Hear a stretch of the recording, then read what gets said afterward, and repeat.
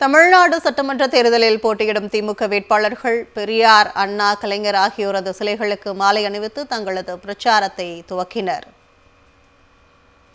பாளையங்கோட்டை திமுக சட்டமன்ற தொகுதி வேட்பாளராக ஏற்கனவே அந்த தொகுதியில் சட்டமன்ற உறுப்பினராக உள்ள அப்துல் வஹாப் அறிவிக்கப்பட்டுள்ளார். அதுபோன்று திருநெல்வேலி சட்டமன்ற தொகுதி வேட்பாளராக மாநகர மேற்கு பகுதி திமுக செயலாளராக உள்ள சுப்பிரமணியன் அறிவிக்கப்பட்டுள்ளார். இதனை அடுத்து நெல்லை வண்ணாரப்பேட்டையில் உள்ள மத்திய மாவட்ட அலுவலகத்தில் உள்ள முத்தமிழறிஞர் கலைஞர் படத்திற்கு அப்துல் வஹாப் மற்றும் சுப்பிரமணியன் ஆகியோர் மலர் தூவி மரியாதை செலுத்தினர். பின்னர் நெல்லை சந்திப்பில் உள்ள அண்ணா சிலை, காமராஜர் சிலை, அம்பேத்கர் சிலை, பசும்பொன் முத்துராமலிங்க தேவர் சிலை மற்றும் பாளையங்கோட்டை பேருந்து நிலையம் பகுதியில் உள்ள பெரியார் சிலை ஆகிய தலைவர் சிலைகளுக்கு மாலை அணிவித்து மரியாதை செலுத்தி பிரச்சாரத்தை தொடங்கினர். இந்நிகழ்ச்சியில் திரளான திமுகவினர் மற்றும் கூட்டணி கட்சியினர் கலந்து கொண்டனர்.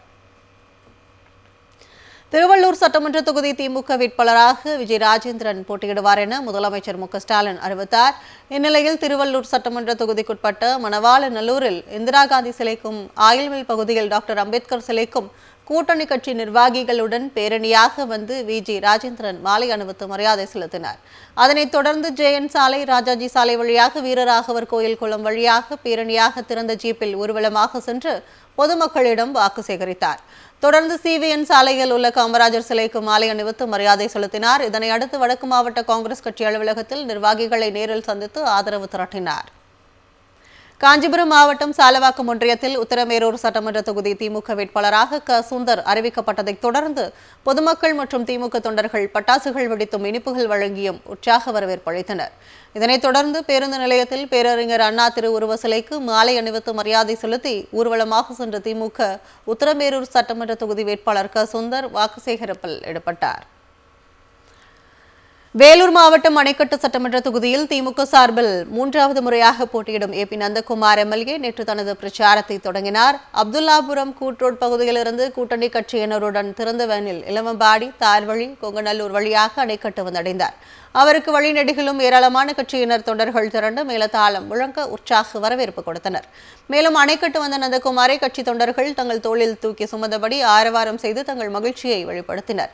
பின்னர் கெங்கநல்லூரில் உள்ள பேரறிஞர் அண்ணா சிலை மற்றும் கலைஞர் அறிவாலயத்தில் உள்ள முத்தமிழறிஞர் கலைஞர் சிலைகளுக்கு மாலை அணிவித்து மரியாதை செலுத்தினார். இந்நிகழ்வில் மாவட்ட ஊராட்சி குழு தலைவர் மு. பாபு, ஒன்றிய செயலாளர்கள் மற்றும் கூட்டணி கட்சியினர் ஏராளமானோர் கலந்து கொண்டனர்.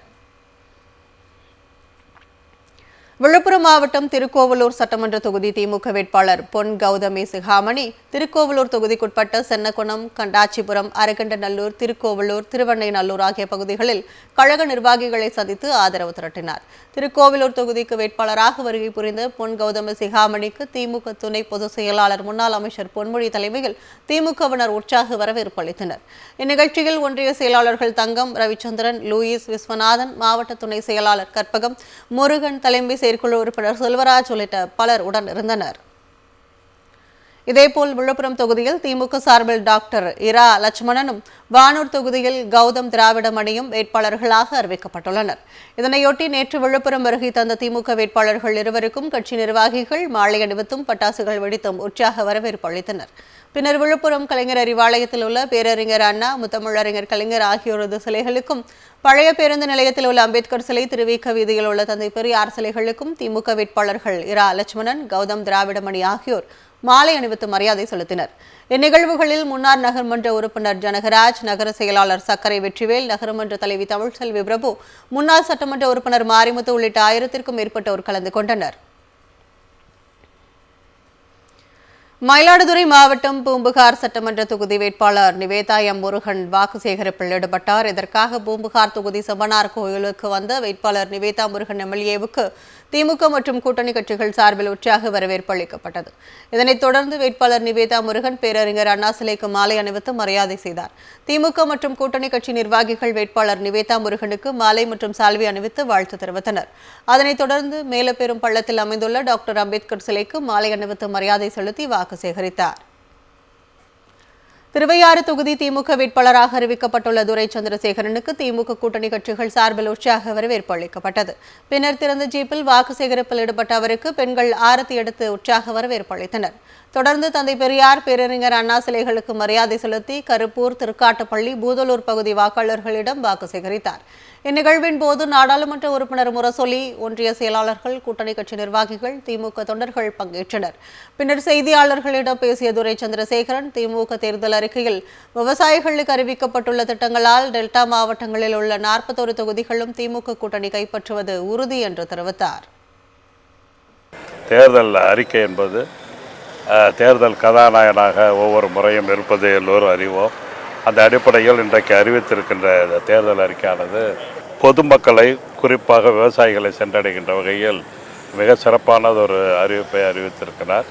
அதே போல் நெல்லுக்கு குவிண்டாலுக்கு 3500 ரூபாய் உயர்த்தி தருகிறேன் என்று சொல்லியிருக்கிறார்கள். அதே போல் கரும்புக்கு 4500 ரூபா தருகிறேன் என்று சொல்லியிருக்கிறார்கள்.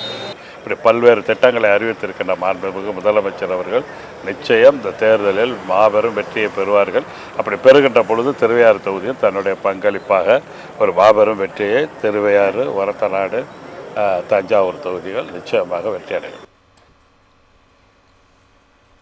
புதுக்கோட்டை சட்டமன்ற தொகுதிக்கு ஏற்கனவே திமுக எம்எல்ஏவாக உள்ள மருத்துவர் முத்துராஜாவை மீண்டும் வேட்பாளராக முதலமைச்சர் ஸ்டாலின் அறிவித்தார். இதனைத் தொடர்ந்து புதுக்கோட்டை சட்டமன்ற தொகுதிக்குட்பட்ட பகுதியில் மருத்துவர் முத்துராஜா பிரச்சாரம் மேற்கொண்டார். வேட்பாளர் முத்துராஜாவுக்கு மேலதாளங்கள் முழங்க திமுகவினர் உற்சாக வரவேற்பு அளித்ததுடன் சால்வை மற்றும் மாலை அணிவித்தனர். பின்னர் புதுக்கோட்டை வடக்கு ராஜ வீதியில் உள்ள திமுக மாவட்ட அலுவலகத்தில் முத்தமிழறிஞர் கலைஞர் மற்றும் அண்ணா திருவுருவ சிலைகளுக்கு வேட்பாளர் முத்துராஜா மாலை அணிவித்து மரியாதை செலுத்தினார்.